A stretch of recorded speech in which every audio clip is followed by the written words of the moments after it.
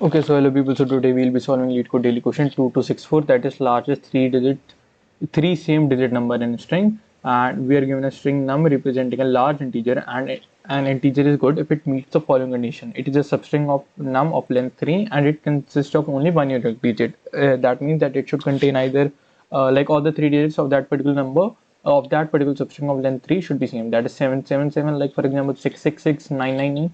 Okay, so this is a pretty easy question and there are multiple ways of solving it, but what I'll be doing, I'll be telling you the extreme brute force solution, which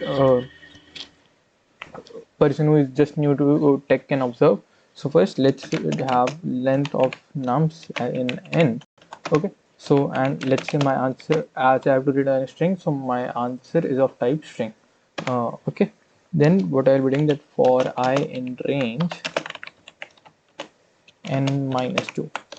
Okay, I'll be just checking three consecutive strings, and if they are meeting all the conditions, that is all are of unique number, that is all the digits in the string have the same number, I'll be changing my answer. Okay, this is the extreme brute force solution.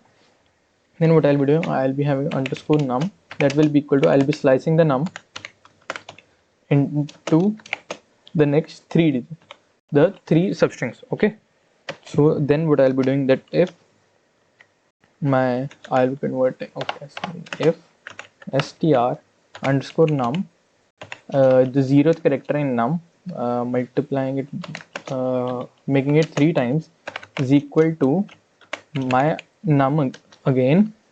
Then what I'll be doing, then I'll be checking that if this condition is satisfied, then only I'll be changing, making changes in my answer, that is all the three digits of that particular substring are same. Then if my answer is equal to an empty string, I'll be just appending answer equal to underscore num. Else if, what I'll be doing, I'll be converting, because it also states that I have to return the maximum good string.